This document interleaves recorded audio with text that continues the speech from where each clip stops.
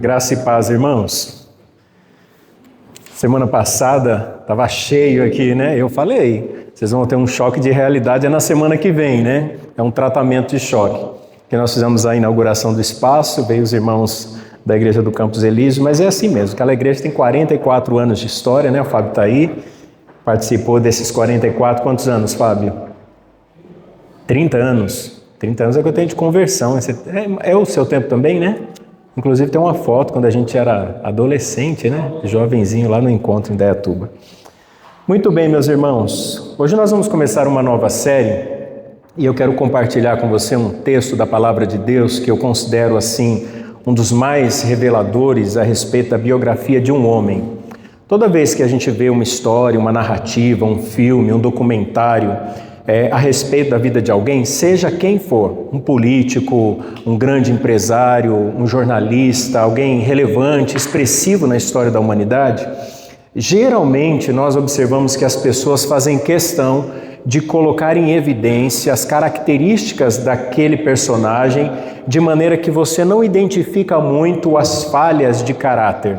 Ninguém vai escrever, por exemplo, uma biografia, contando a sua história e falando assim, olha, eu sou falho nessa área, isso aqui eu erro bastante, eu passei por muita dificuldade nessa área. Geralmente nós gostamos de deixar as coisas mais bonitas. O que me chama a atenção nas Escrituras é que ela não maqueia seus personagens. Se você olhar para a Bíblia, você vai perceber que ela não coloca assim, maquiagem nos personagens da Bíblia. A Bíblia revela os homens com suas falhas, com seus defeitos, com as suas dificuldades, porque o objetivo do texto bíblico é mostrar que o nosso Deus é quem está conduzindo a história e que nós somos meramente instrumentos nas mãos dele. E essa série que nós vamos iniciar hoje, intitulada Legado, Inspirando a Próxima Geração, e coincidentemente ou providencialmente, ela cai justo no domingo, Dia dos Pais. Eu acho que ela vai falar muito com nós que somos pais, porque nós temos uma missão dada por Deus que não é apenas termos uma vida santa, íntegra, que glorifique a Ele, mas que nós tenhamos também a preocupação do nosso legado. O que é que nós vamos deixar para a próxima geração? Como igreja do Senhor, como é que nós vamos inspirar a próxima geração? Então, para nós iniciarmos, irmãos, esse momento do Ministério da Palavra, eu vou pedir para você abrir a sua Bíblia, segundo livro dos Reis, no capítulo 20, e nós faremos a leitura do verso 1 até o verso 11. E o primeiro personagem que eu quero compartilhar com vocês nessa série é sobre o rei Ezequias. Então, segundo Reis, capítulo de número 20, e nós faremos a leitura do verso 1 até o verso de número 11. Vamos então ver o que diz a palavra de Deus. Naquele tempo, Ezequias ficou doente e quase morreu. O profeta Isaías, filho de Amós, foi visitá-lo e lhe disse, assim diz o Senhor, põe em ordem a sua casa, pois você vai morrer, não se recuperará.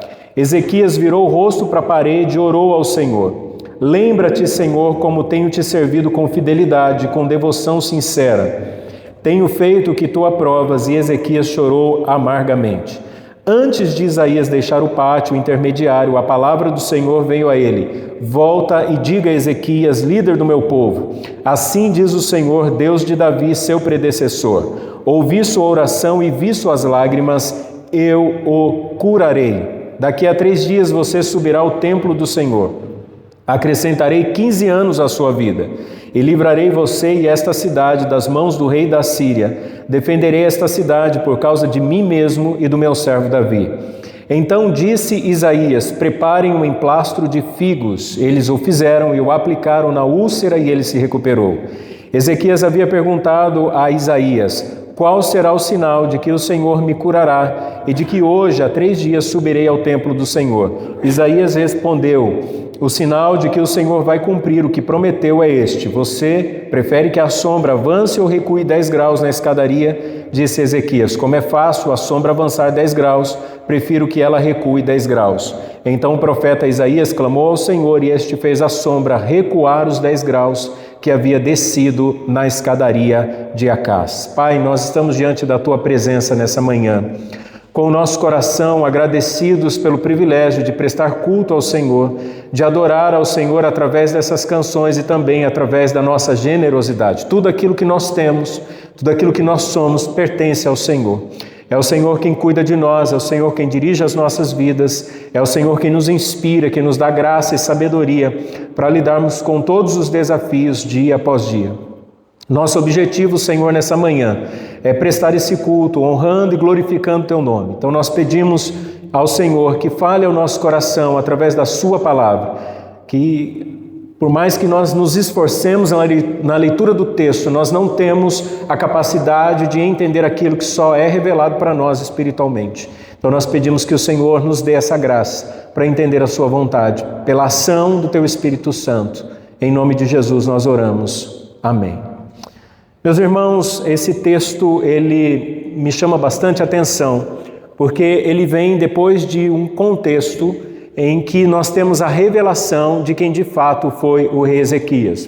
Para que a gente consiga entender um pouquinho melhor essa passagem que está no capítulo 20, eu quero falar um pouquinho sobre o reinado de Ezequias. Se você estudar a história, principalmente ali do povo do Antigo Testamento, você vai perceber que o reino de Deus, as tribos de Israel, eles se dividem em dois. O reino de Judá, que está ao sul, e o reino do norte, agora sob a liderança de Oséias, que é conhecido como o Reino de Israel, cuja capital é Samaria. E o Reino do Sul, agora sob a liderança, sobre o governo de Ezequias, cuja capital é Jerusalém. Qual o problema que está ocorrendo aí? O problema são as invasões dos outros impérios que estão expandindo, que estão avançando sobre o reino tanto do norte quanto o reino do sul. E aqui nesse contexto que nós vamos ver é que quando Deus levanta Ezequias, Ezequias tem o perfil de um rei considerado grande responsável pela reforma espiritual em Jerusalém. Se você observar, ele foi um daqueles homens responsáveis para trazer novamente a espiritualidade sobre o povo de Deus. O povo de Deus havia se acomodado com a aliança, eles haviam introduzido a adoração a vários deuses, haviam postes ídolos e eles estavam adorando a esses deuses, e é exatamente Ezequias que se levanta para trazer essa reforma espiritual sobre o povo de Deus. Se você ler, por exemplo, capítulo 18, verso de número 4, diz que Ezequias foi o homem que despedaçou a serpente de bronze que Moisés havia feito, pois até aquela época os israelitas lhe queimavam incenso e era chamada Neustã. Se você olhar o texto bíblico, 700 anos antes, o povo de Deus havia vivido um milagre sob a liderança de Moisés, quando Deus colocou a serpente de bronze para que aqueles que haviam sido picados por serpentes venenosas, quando olhasse para a serpente de bronze, eles eram salvos. Muito bem, foi uma ação de Deus no tempo, na história, mas imaginar que 700 anos depois o povo continua agora criando um ídolo e adorando aquela serpente. A palavra Neustã no hebraico significa bronze. Então a serpente de bronze era agora o ídolo do povo. 700 anos, o povo estava acostumado, eles se voltavam à adoração. Semana passada eu falei sobre algo que eu acho que é muito importante nós observarmos. Nem sempre aquilo que nos tira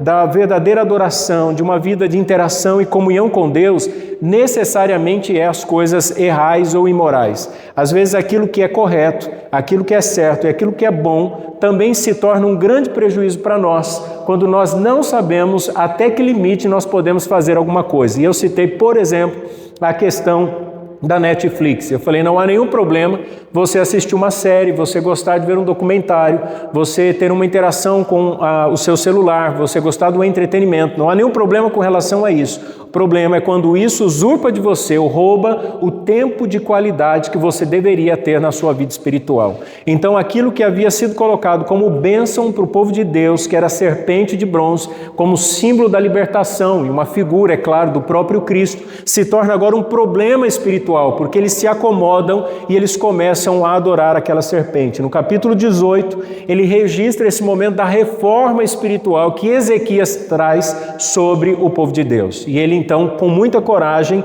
ele remove essa serpente de bronze. Imagina o quanto aquele povo não deve ter ficado bravo com Ezequias. Então, ele foi um homem corajoso. Ezequias está no auge do seu governo e ele faz então essa reforma sobre o povo de Jerusalém. No capítulo 19, ele vai ser um instrumento de Deus para trazer a libertação sob a ameaça da Assíria. Um dos problemas que haviam acontecido é que a Síria já tinha dominado o reino do norte, eles já tinham dominado Israel. E agora o rei da Síria, Senaqueribe, ele manda cartas a Jerusalém e ele começa a ameaçar a Ezequias, dizendo assim: olha, você não vai libertar o seu povo, você não vai conseguir impedir o avanço da Síria e o Deus de vocês não vai libertar, assim como os outros deuses não libertaram as outras nações. No capítulo 19, Ezequias, ele apresenta as cartas diante do Senhor e ele diz assim: Senhor, olha só o que o rei da Síria está fazendo, ele está ameaçando o teu povo, ele está dizendo que o Senhor não vai libertar o teu povo, e ele apresenta, ele se volta a Deus em oração. E aí no capítulo 19, versículo 35, Deus age de maneira sobrenatural e diz o texto que naquela noite o anjo do Senhor saiu e matou 185 mil homens no acampamento assírio. Muito bem, capítulo 18, capítulo 19, nós temos o contexto que vai revelar para nós agora as mudanças ou os estágios na vida do rei Ezequias. E eu gostaria que você aplicasse esses princípios que eu vou compartilhar aqui à sua própria vida. E eu começo fazendo a seguinte pergunta: quais foram os estágios da vida de Ezequias que definiram o seu legado? Assim como nós, o que é que nós vamos viver e quais as decisões que nós vamos tomar que vão definir o nosso legado, como os nossos filhos, os nossos netos, as futuras gerações vão olhar para a nossa história. Um dos grandes erros que nós cometemos é achar o seguinte: bom, a vida é minha, os problemas são meus, o nariz é meu, então tudo aquilo que eu faço diz respeito unicamente a mim. Eu estava conversando com a Patrícia essa semana, falando sobre uma das perguntas que eu recebi no WhatsApp, e a pessoa dizia o seguinte: pastor, eu gostaria que o senhor tirasse uma dúvida minha. Estou vivendo num relacionamento onde o meu futuro marido, ele vem de um casamento, ele sofreu uma traição, nós temos filhos e eu quero saber como que vai ficar a nossa situação, se biblicamente nós poderíamos casar de novo, como que a igreja vai ver essa realidade. Ela é da mesma denominação, porém não congrega conosco lá no Novo Campos Elísio, mas em uma das nossas igrejas. E aí eu estava conversando com ela e uma das coisas que me veio à mente foi exatamente uma vez em que, conversando com um casal, e eles diziam o seguinte, assim: eu quero separar mesmo, a incompatibilidade de gênios e filho não segura casamento. Esse é um erro que nós cometemos. Deus nos dá filhos e filhos sim deveriam segurar o casamento. Porque quando nós tomamos decisões achando o seguinte: bom, a vida é minha, o problema sou eu, então as coisas que eu vou decidir aqui dizem respeito somente a mim, essa é uma expressão extremamente egoísta, porque tudo aquilo que nós fazemos afetam as pessoas que estão à nossa volta e principalmente os nossos filhos. Então a expressão filho segura casamento é uma expressão que deve ser positiva. E se alguém disser assim: olha, eu não separei, e a minha sogra já contou esse testemunho, houve um determinado momento em que eu quase separei do Armando, eu só não separei por causa dos nossos filhos, e a família é unida e abençoada exatamente porque a minha sogra entendeu que filho sim segura casamento. Esse é um princípio estabelecido na palavra de Deus, e Deus estabelece para nós para que a gente possa deixar o nosso legado. Então vamos lá compartilhar alguns estágios da vida do rei Ezequias. O primeiro estágio eu vou chamar de o estágio da obediência aos preceitos da aliança. Ezequias foi um homem temente a Deus, ele obedeceu a Deus, ele obedeceu a aliança de Deus, aquilo que Deus havia estabelecido, verso 2 e 3. Ezequias virou o rosto para a parede e orou ao Senhor: lembra-te, Senhor, como tenho te servido com fidelidade e com devoção sincera. Tenho feito o que tu aprovas. Ezequias chorou amargamente. Ezequias teve dois problemas com relação ao seu reinado. O primeiro dele era a invasão da Síria. Deus havia libertado Ezequias de uma forma extraordinária. Deus havia mandado um anjo que matou 185 mil soldados. Esse primeiro problema tem a ver com a administração de Ezequias, tem a ver com o reinado de Ezequias. Mas agora, no capítulo de número 20, Ezequias é acometido de uma enfermidade, e a Bíblia não relata necessariamente qual é o tipo de enfermidade, mas diz que era uma enfermidade que o levaria à morte. Alguns estudiosos acreditam que ele sofria uma espécie de úlcera, talvez uma ferida que ficasse exposta, como quem sofre de diabetes, por exemplo, e por vezes é vitimizado com a chamada úlcera varicosa, que é aquelas feridas que abrem nessa região do joelho para baixo, é aquelas feridas que vão se abrindo, que geram infecções e que comprometem a circulação. Não sabe ao certo qual era o problema de Ezequias, mas sabe-se que ele tinha uma enfermidade que o levaria à morte. Então Ezequias, diante dessa mensagem do profeta Isaías, de que ele morreria, o texto diz que ele então orou fervorosamente, chorou amargamente e Deus respondeu rapidamente. Se você olhar o texto, a resposta do Senhor, já no capítulo 20, no versículo 5 e 6, o profeta Isaías retorna após ter dado aquela mensagem e ele traz uma nova mensagem da parte do Senhor. E então ele diz: assim diz o Senhor, Deus de Davi, seu predecessor, ouvi sua oração e vi as suas lágrimas, eu o curarei. Daqui a 3 dias você subirá ao templo do Senhor, acrescentarei 15 anos à sua vida. Tirando de parte as questões teológicas, eu sei que você deve estar preocupado, pensando o seguinte: será que alguém pode mudar o tempo estabelecido da nossa morte? Será que alguém pode, como a caráter do rei Ezequias, orar e dizer assim: Senhor, eu quero viver mais do que o tempo que o Senhor determinou? E eu acho que esse não é o ponto que nós deveríamos discutir aqui. O ponto que nós deveríamos pensar é que Ezequias obedeceu os preceitos da lei do Senhor. Ezequias, ele temia Deus, Ezequias orou ao Senhor e Ezequias é um homem que está sob a liderança do povo de Deus. Vejam, meus irmãos, há pelo menos 3 perfis de pessoas que recebiam sobre si a unção de forma específica. Eram os reis, os sacerdotes e os profetas. Só esses 3 no Antigo Testamento tinham óleo derramado sobre a cabeça deles. O rei representando o governo e a liderança do povo, o sacerdote representando a mediação entre Deus e o povo, e o profeta representando os oráculos de Deus, a voz de Deus, ou a palavra de Deus, ou como muitos gostam de usar, a boca de Deus para falar com o seu povo. Por isso é que Jesus é o único personagem da história bíblica que acumula para si os 3 títulos: rei, sacerdote e profeta. Ele governa sobre o seu povo, ele faz a mediação do seu povo e ele é a própria palavra de Deus encarnada. Por isso que a expressão Messias no hebraico significa ungido, que traduzido para o grego é Cristo. E aqui o Ezequias é aquele que tem a unção sobre ele.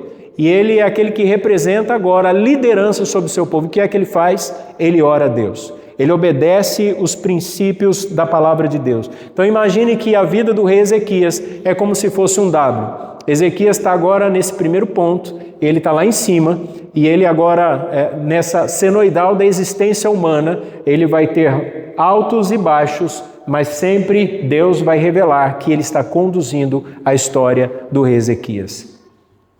Há quem diga que o homem tem pelo menos 4 estágios na sua vida. Primeiro, aos 20 anos. Aos 20 anos, a gente está cheio de esperança, está cheio de força, testosterona está lá em cima. Você pensa assim: não, vou começar um negócio próprio. Você trabalha 20 horas por dia, você não precisa dormir muito. Às vezes, quando a gente escuta o testemunho dos irmãos, estava conversando com o Fábio, né, sobre quando eu cheguei em Campinas, quantos irmãos se vangloriavam dizendo assim: eu só durmo 4 horas por noite. Eu só durmo 5 horas. 10 anos depois, está todo mundo se arrastando, dizendo assim: pastor, dá 9h30, eu já estou morrendo de sono. Porque aos 20 anos, você tem muitos sonhos, você pensa o seguinte: bom, eu posso começar alguma coisa, se não der certo, eu tento de novo. Aos 40, geralmente você está no auge. Aos 40 também é o momento que você começa a olhar, você está bem no meio da sua existência, você olha para trás, você já viveu 40 anos. Se você não fez nada significativo, nada expressivo, você começa a pensar: bom, se do 0 ao 40 eu não fiz nada expressivo, do 40 ao 80, que é descendo ladeira abaixo, né, como é que eu vou realizar alguma coisa? Aos 60 você geralmente já é avô, você já pensa em estar com a vida estabelecida, você quer que as coisas caminhem com mais naturalidade, você evita discussão, você, mesmo sabendo que as pessoas estão erradas, mesmo sabendo que aquela opinião contraditória te ofende, você evita a briga, porque você fala assim: eu quero viver em paz com todo mundo, pelo menos no que depender de mim. Aos 80, você já está bem no finalzinho da sua vida, você já está com medo até de cantar na igreja, levantar a mão em adoração e Deus puxar você, né? Essa geralmente é a fase mais delicada, você está precisando mais da companhia das pessoas, você precisa ouvir mais as pessoas, você precisa ter mais tempo para compartilhar as suas experiências. Muito bem, Ezequias também passa pelos estágios, e o seu primeiro estágio é o que eu vou chamar desse estágio em que ele vai interagir então com essa vontade de Deus através da oração. O segundo estágio, que é o estágio em que essa interação se intensifica, está no verso de número 8, que diz assim: Ezequias havia perguntado a Isaías: qual será o sinal de que o Senhor me curará e de que hoje há 3 dias subirei ao templo do Senhor? Já parou para pensar? A gente está falando sobre vida de oração. Ezequias orou ao Senhor. Ezequias clamou ao Senhor, Deus manda o profeta Isaías rapidamente dar uma resposta para ele. Agora, o que Ezequias vai fazer, eu vou chamar de o relacionamento com intencionalidade, ou uma interação com a vontade do Senhor. Porque uma coisa é você orar, outra coisa é você interagir com Deus. Você pode orar o tempo todo, mas se você não tiver de fato um coração aplicado e uma vida dedicada, as suas palavras podem ser palavras vazias. Às vezes a gente fala, mas isso não significa que a gente acredita profundamente naquilo que a gente diz. Deixa eu compartilhar com vocês uma experiência, eu já tinha falado na semana passada sobre a oração de forma específica. Nosso irmão Rafael está passando por um momento delicado.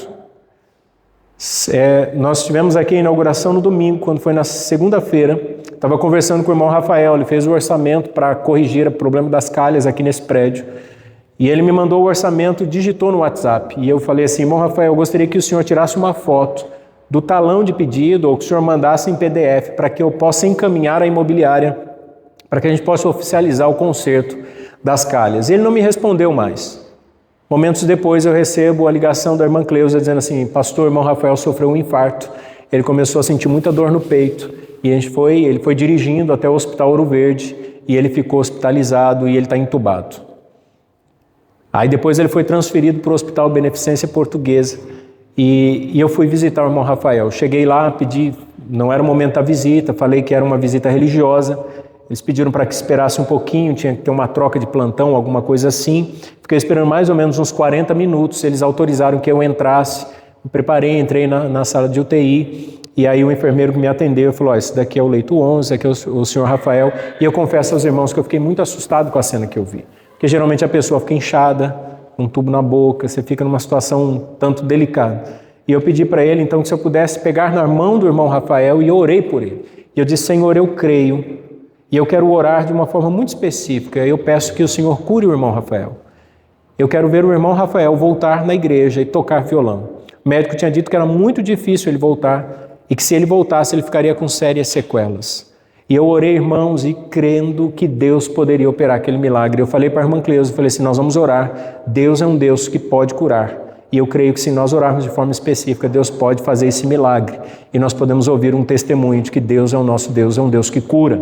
E nós mobilizamos a igreja, quarta-feira nós tínhamos mais de 50 pessoas intercedendo. E nós estávamos orando.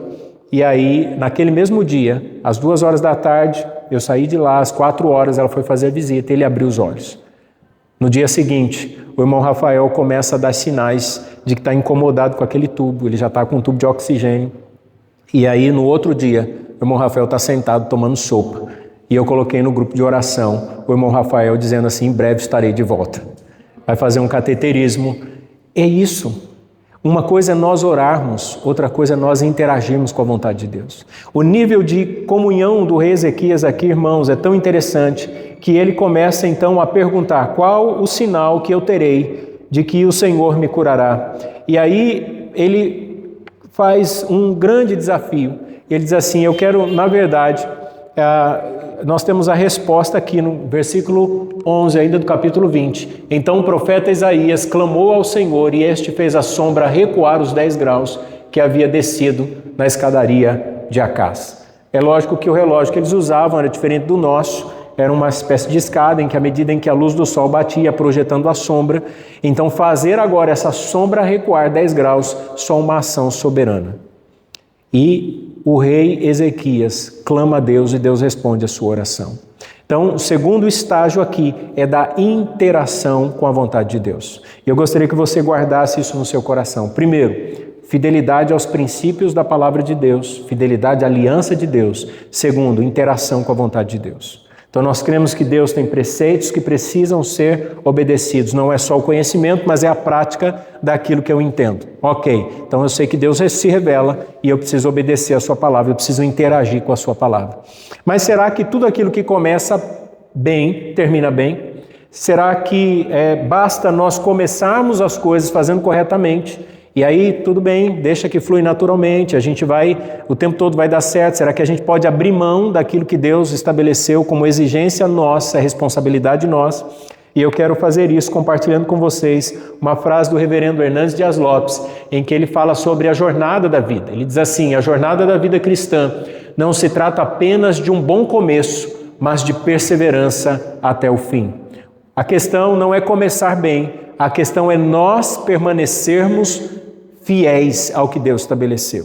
O que eu tenho percebido é que tem muita gente que começa bem, começa empolgado, começa animado, acredita que Deus pode fazer certas coisas, mas basta vir as dificuldades, basta o tempo passar, basta surgirem os obstáculos, você percebe que o camarada começa a esfriar.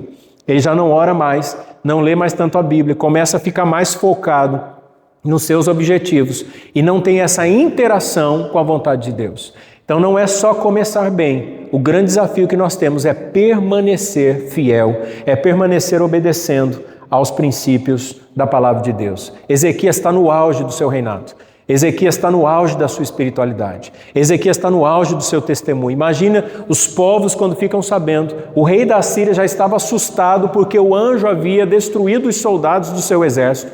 Agora então eles recebem a notícia de que Ezequias recebeu uma cura da parte do Senhor e que ele interagia com a vontade de Deus, inclusive fazendo uma prova com Deus. Deus havia mexido nas estruturas do universo para que Ezequias recebesse um sinal de que Deus estava com ele.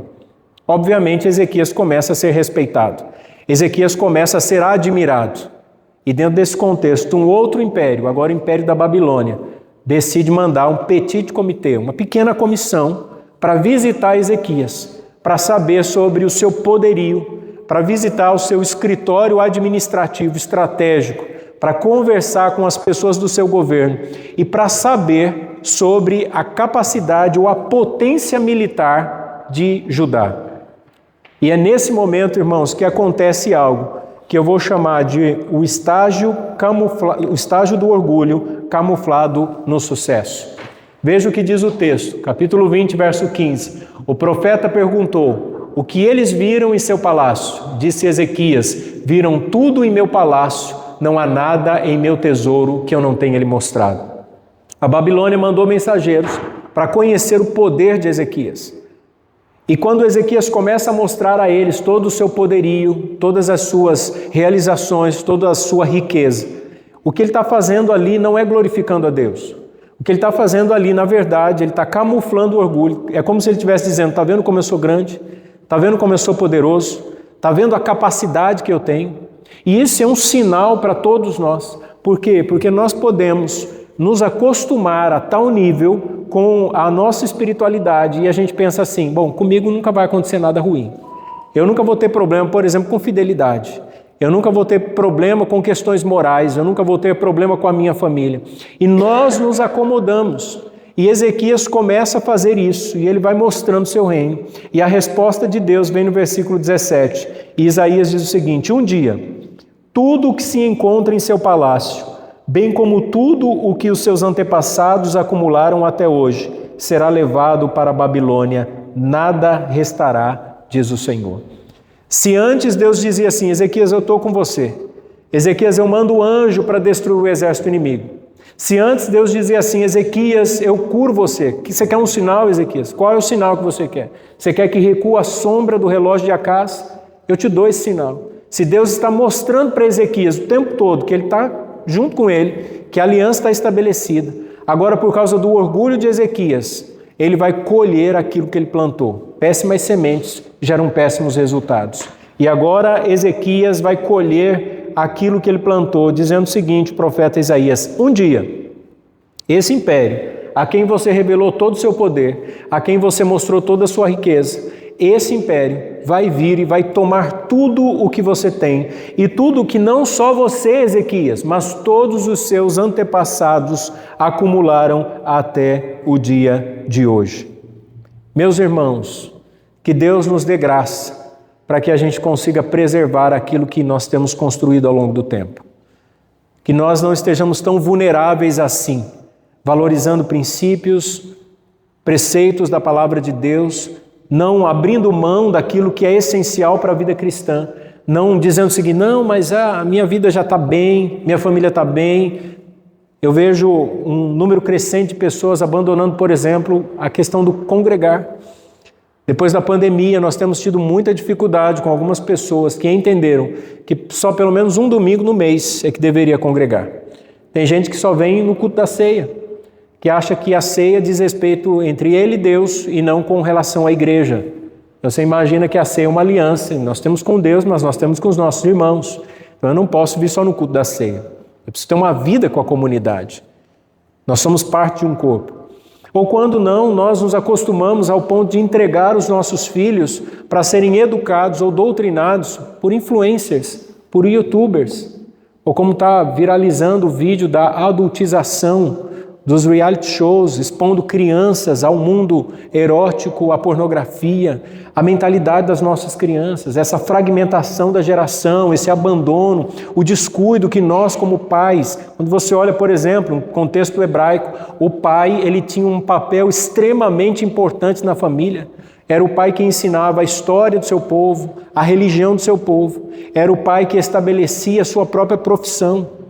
Essa construção que a gente tem no mundo ocidental, de que o pai ensina a história, ele transmite a religião e ele ensina a profissão. Antigamente era assim, não é? Filho de pedreiro virava pedreiro, filho de mecânico virava mecânico, marceneiro virava marceneiro. Mas isso foi mudando com o tempo. Só que isso tem um embasamento bíblico. Os homens eram responsáveis, os homens que ensinavam as escrituras. Quer ver um desafio que nós temos? Ministério infantil. Quantos homens gostam de ensinar a criança? Raramente. Nós fizemos um workshop, tinham 100 vagas para professores de escola bíblica, para professores de ministério infantil, de culto para ministério infantil. Das 100 vagas que nós colocamos, todas elas foram preenchidas por mulheres, para as igrejas da nossa região. Não tinha um inscrito que ministrasse na sua igreja as crianças. As crianças crescem com a referência feminina. As crianças crescem na igreja tendo apenas as tias. Não tem professor. Os homens acham que ensinar as crianças não é um papel dele, porque nós não fazemos isso dentro da nossa casa, com o culto doméstico, com o culto no lar, orientando os nossos filhos. E nós terceirizamos, e nós achamos, quando não, a gente passa para um educador, quando não, a gente passa para babá, quando não, a gente passa para o celular, e a gente está sempre terceirizando a educação dos nossos filhos. Mas o homem hebreu, ele entendia que, primeiro, ele precisava ensinar a respeito da sua fé.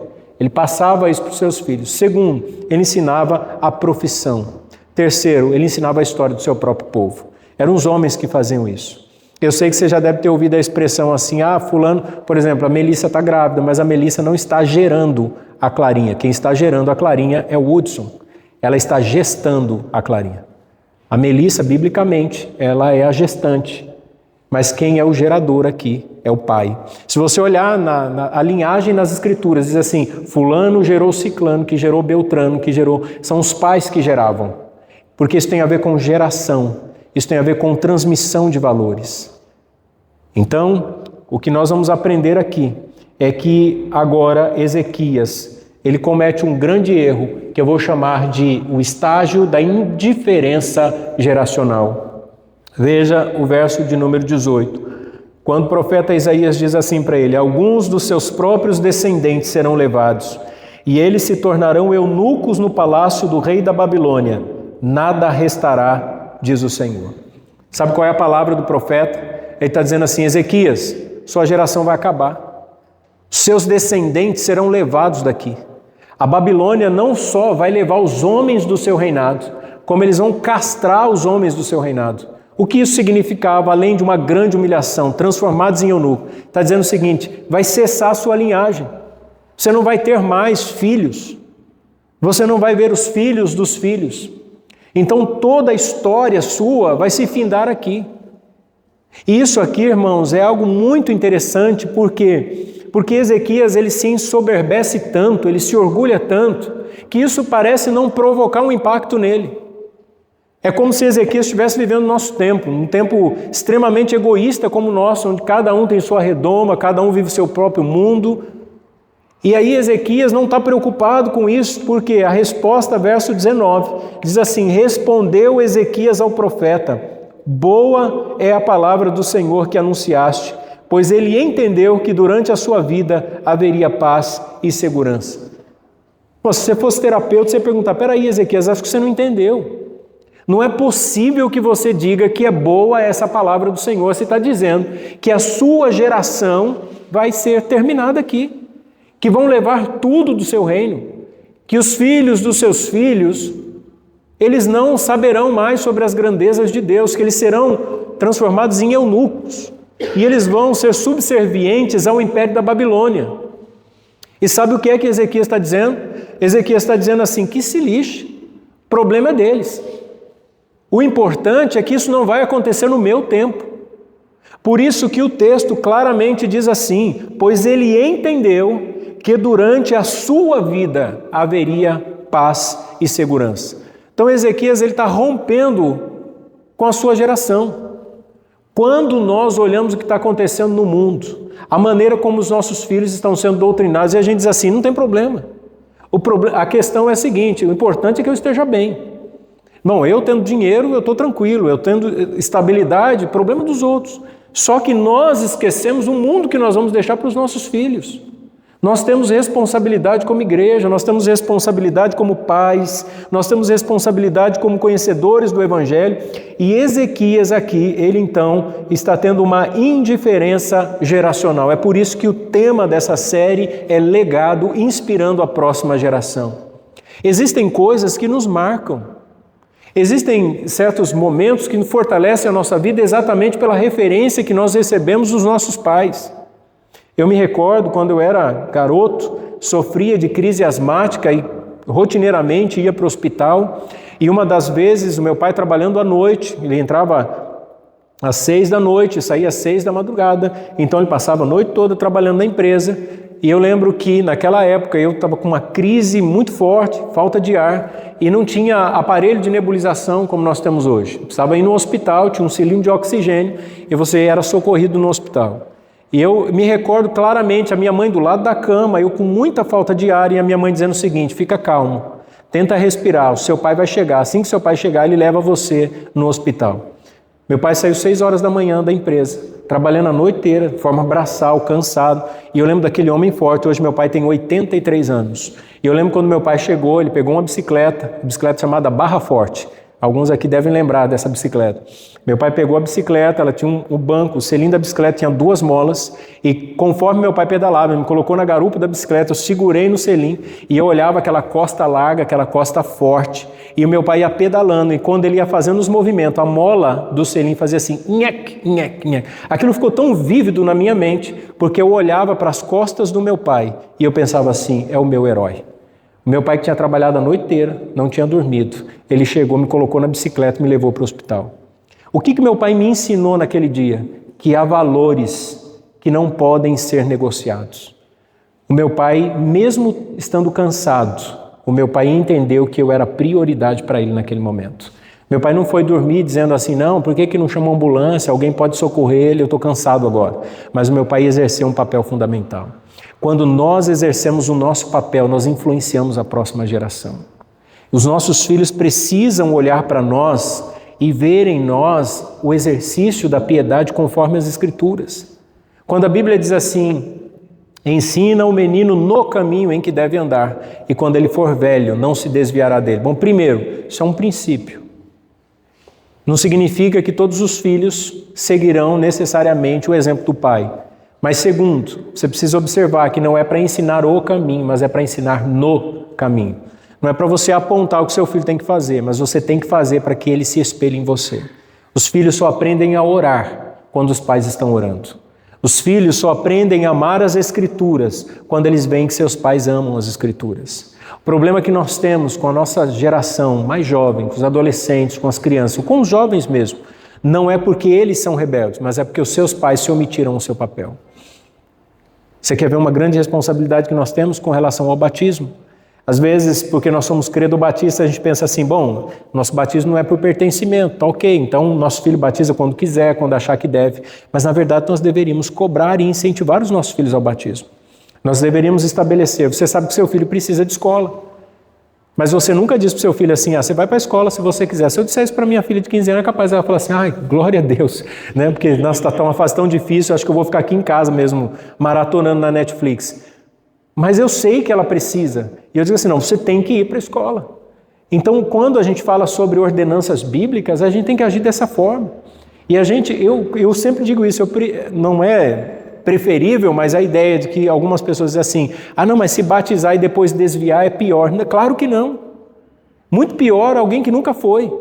Porque o que está afastado, que já foi, que já tem um sinal da aliança, ele ainda pensa e diz assim, bom, eu tenho uma aliança. Então o tempo todo Deus está cobrando ele pela aliança estabelecida. Então a gente tem que incentivar e a gente tem que orientar sempre nesse sentido dos nossos filhos. Como pais, nós precisamos estabelecer na nossa família. O que acontece, irmãos, é que muitos pais não dão o exemplo. E se não dá o exemplo, você não consegue.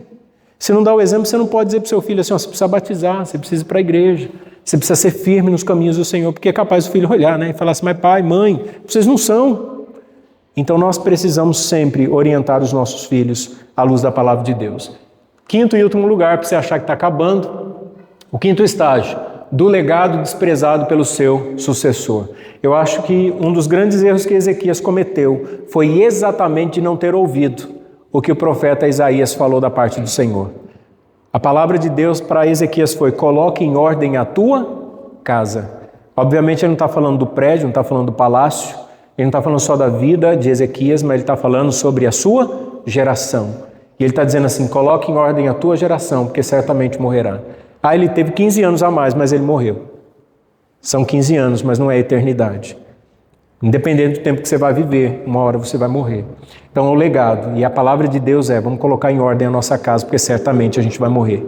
Vamos deixar um legado, vamos deixar uma história, vamos deixar alguma coisa que possa inspirar a próxima geração, para que ela continue servindo ao Senhor. Para que não haja esse rompimento, essa fragmentação da geração. Nós precisamos inspirar a próxima geração.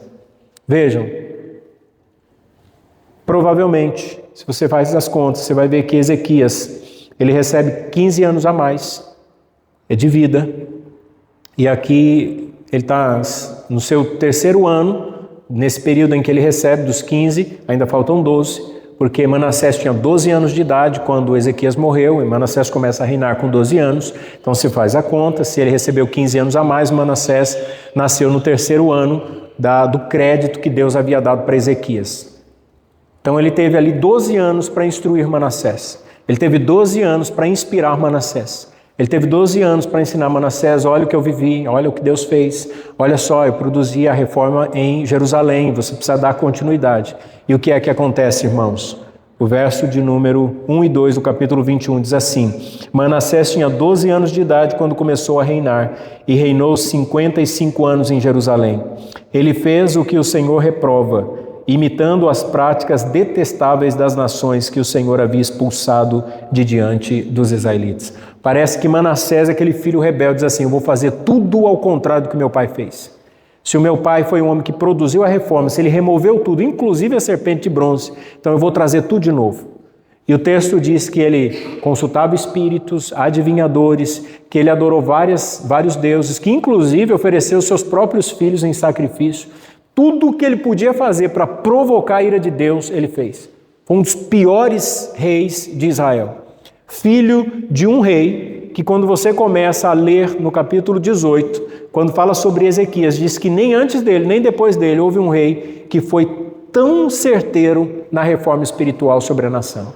Como que pode alguém que exerceu algo tão importante, que viu o milagre de Deus, agora veja o que é que está acontecendo? E qual é o resultado de tudo isso? A palavra do Senhor então vem no versículo 12 e versículo 13, dizendo o seguinte, causarei tal desgraça em Jerusalém e em Judá, que os ouvidos de quem ouvir a respeito ficarão zumbindo. Limparei Jerusalém como se limpa um prato, lavando e virando de cabeça para baixo. Deus está dizendo agora, por causa da atitude de Manassés, porque Ezequias não deixou um legado importante, agora eu vou punir a nação. E aí quando você começa a ler, irmãos, a profecia de Isaías não era para o tempo de Ezequias. O que Deus havia dito para Ezequias, através do profeta Isaías, era o seguinte, haverá um tempo em que a Babilônia vai levar os seus filhos e eles serão feitos eunucos no palácio do rei. E tudo que você mostrou para eles, a sua riqueza, o seu poder militar, tudo aquilo que você revelou, porque ele levou até no departamento administrativo, na inteligência do reinado, mostrou os documentos para a Babilônia, toda a estratégia dele, toda a sua administração, e ele, até mesmo o ouro do templo, ele disse assim, tudo isso será tomado pela Babilônia. E Ezequias falou assim, boa essa palavra, porque ele entendeu que não seria nos seus dias. Olha só o resultado, 100 anos depois, no império da Babilônia, o povo está sendo subjugado, está sendo levado como exilados para o domínio da Babilônia. E quem é que está nesse contexto? O profeta Jeremias. E o que é que diz Jeremias, capítulo 15, verso de número 4? Diz o seguinte, eu farei deles uma causa de terror para todas as nações da terra, por tudo que Manassés, filho de Ezequias, rei de Judá, fez em Jerusalém. Sabe aonde é que foi gerado esse sofrimento da nação? No reinado de Ezequias. O homem que temeu a Deus, que viu o milagre de Deus, foi exatamente esse homem que incitou a ira de Deus contra o seu próprio povo. Então o que ele fez, e ele disse assim, boa essa palavra, porque nos seus dias ele viveria bem, 100 anos depois acontece aos seus descendentes. E a palavra de Jeremias é exatamente essa, por causa de Manassés, filho de Ezequias. Ezequias agiu errado, deixou um ruim legado, e o resultado foi que sua geração foi penalizada. Então eu gostaria nessa manhã de convidar você a essa reflexão, para a gente refletir e praticar. Primeiro, nossas ações geram consequências na próxima geração. Eu sei que a nossa tendência é viver apenas o dia de hoje, é se preocupar com o que está acontecendo hoje. Eu sei que às vezes a gente fica assim, puxa, mas eu não sei o que vai ser do amanhã, eu não estou muito preocupado com o amanhã, mas nós deveríamos, irmãos, nós deveríamos pensar nos nossos filhos, deveríamos pensar nos nossos netos, deveríamos pensar num país que nós vamos deixar, numa igreja que nós vamos deixar, nós devemos pensar que nós somos parte de uma coletividade, que nós temos um papel a ser desempenhado, que nós temos uma história para ser construída, que o mais importante é nutrir a espiritualidade dentro da nossa própria linhagem, dentro da nossa própria casa, dentro da nossa própria família. Não há sucesso financeiro, não há sucesso profissional, não há absolutamente nenhum sucesso em nenhuma área da nossa vida que valha a pena se for construído em cima de escombros de uma família destruída. Se a nossa família não for uma família que glorifica a Deus, não há absolutamente nada que compense. E às vezes a gente percebe isso. Líderes religiosos cometem esse erro. Grandes pastores, homens que construíram impérios, cujo nome é falado nos 4 cantos. Mas quando você olha a história da família, você vê uma marca de pessoas que desonraram a Deus, que não amam a Deus, de homens que na verdade eram mais um personagem em cima do púlpito. Então o que nós estamos aprendendo nessa manhã é que nós precisamos inspirar a próxima geração. E eu sempre incentivo a minha filha assim, olha, você precisa estudar, você precisa ter uma boa profissão, você precisa pensar no futuro. Mas não adianta nada se você não servir a Deus. Se você não amar a Jesus, você pode ganhar dinheiro, você pode ficar famosa, mas se você não tiver Jesus, eu prefiro que você seja pobre, simples, mas que você tenha Deus, que você ame ao Senhor. Nós ensinamos tantas coisas e nós nos esquecemos do mais importante. Nós pressionamos os nossos filhos para que eles passem nas melhores universidades. Nós cobramos para que eles sejam cada vez mais no seu desempenho, cada vez mais capazes de fazer tantas coisas, mas a gente não incentiva na oração. A gente não incentiva no conhecimento de Deus, na comunhão com o Senhor. Isso é mais importante para nós. E eu quero então compartilhar aqui com vocês o segundo ponto. Nosso caráter é revelado no processo, não nas conquistas. Ezequias teve grandes conquistas, assim também como teve Davi, assim também como teve Salomão e tantos outros reis de Israel e de Judá. Todos eles tiveram momentos de conquistas, de realizações, mas é nesse processo de construção que o nosso caráter é revelado. Não são as fotos nas redes sociais que revelam quem somos. Às vezes a gente olha a foto na rede social e a gente pensa assim, puxa, fulano é uma bênção. Olha só, fulano está viajando, está fazendo isso, está fazendo aquilo. Mas as fotos, elas contam uma história que depende de quem as vê. As fotos não são verdadeiras. As fotos, elas são projetadas para trazer uma ideia, uma imagem que não é a verdade. Nós precisamos viver realidade. Nós precisamos ter experiências reais com o Senhor. Às vezes um casal pode estar, por exemplo, sentado numa mesa, fazer uma selfie, e você pensar assim, puxa, que casal romântico, está no restaurante. Como eu já compartilhei com vocês, que eu fui elogiar um casal dizendo assim, puxa, fiquei tão feliz de ver vocês, saíram para jantar fora, ver esse amor que vocês têm, essa comunhão, essa cumplicidade, essa reciprocidade. E sabe qual foi a resposta para mim? Pastor, o senhor não tem ideia, nós tínhamos discutido naquela noite e a minha mulher tirou a aliança e ela me devolveu. E eu disse para ela, se eu pegar a aliança na minha mão, nunca mais você a coloca. Então as fotos não significam que as pessoas estão bem. E nesse mundo da alta performance, a gente entra nas redes sociais e parece que todo mundo é melhor do que nós. Você sofre para pagar a fatura do cartão de crédito. Aí você vê aqui um fulano, está viajando no Nordeste, já faz 20 dias. E você fala assim, como que consegue se manter? Você sofre para pagar o aluguel no final do mês. Mas parece que aquela pessoa que é tão comum quanto você, está viajando pela Europa. Aí você fala, meu Deus, parece que só comigo que não dá certo. Parece que as conquistas não vêm, parece que a grama do vizinho é sempre mais verde, não é sempre aquela ideia. Mas não se engane com isso. Não se empolgue com as redes sociais. Viva o processo. Não se preocupe com as conquistas. É no processo que Deus interage conosco. É no processo que nós aprendemos a orar. É no processo que nós buscamos ao Senhor. É no processo que o nosso caráter vai sendo moldado à semelhança de Cristo, que as arestas vão sendo aparadas. Sabe quando você pega uma pedra bruta, que um escultor vai trabalhando nela, ele vai quebrando aquela pedra, ele vai fazendo a escultura? É no processo. O que você está passando é um processo de Deus. Deus está moldando o seu caráter, Deus está te ensinando. Isso dói, machuca. Às vezes a gente sofre, é um erro que a gente comete, é um tropeço e diz assim, meu Deus, que vergonha. Não acredito que eu fiz isso, não acredito que eu falei isso, não acredito que eu agi dessa forma. Mas não há nenhum problema, está tudo bem. É o processo de Deus. Desde que nós tenhamos a capacidade de aprender com os erros, de melhorar nas nossas falhas, de buscarmos ao Senhor, não há nenhuma dificuldade, porque nós estamos nesse processo. Não são as conquistas. Nós sofremos por conquistas, quando na verdade nós deveríamos usufruir o processo. Esse processo de comunhão, esse processo de conhecimento, esse processo de busca. A oração é um processo, o conhecimento da vontade de Deus é um processo, o relacionamento, a interação com Deus é um processo. No último, nossa missão não é conquistar as coisas. A nossa missão é inspirar os outros a seguir Jesus. Nosso trabalho é sobre Jesus. Nossos estudos é sobre Jesus. Nossa família é sobre Jesus. Os nossos sonhos e projetos, e você pode desejar muitas coisas, mas é tudo sempre sobre Jesus. E eu quero orar por você. Vou pedir para você ficar em pé nesse momento.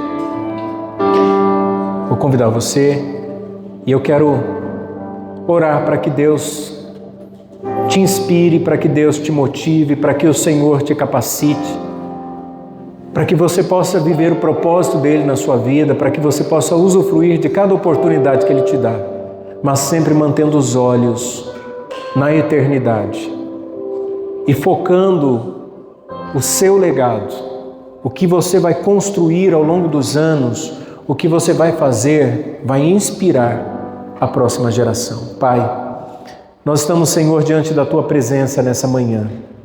E nós cremos, ó Deus, no que diz a Tua palavra, e nós refletimos essa manhã sobre a vida do rei Ezequias, sobre o seu papel, sobre a sua história, sobre aquilo que ele fez, sobre, ó Deus, os erros que ele cometeu.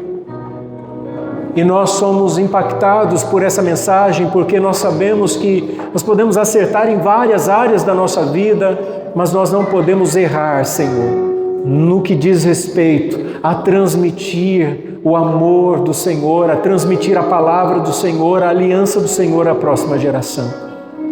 Coloque em nosso coração essa prioridade, essa preocupação, A nós que estamos aqui nessa manhã, Senhor, a olharmos para as Escrituras e a pensar não só em nós mesmos, mas principalmente na nossa família. Nós estamos construindo uma história, nós estamos construindo um legado. E nós precisamos fazer isso não para que o nosso nome seja lembrado, não para que nós sejamos reconhecidos ou admirados, mas para que as pessoas, ao olharem para nós, para a nossa história, para aquilo que fizemos, sempre reconheçam que o Senhor é Deus e que o teu nome foi honrado, que a tua aliança foi preservada. É isso que nós queremos fazer. Nós queremos deixar um legado que venha impactar, inspirar, motivar a próxima geração.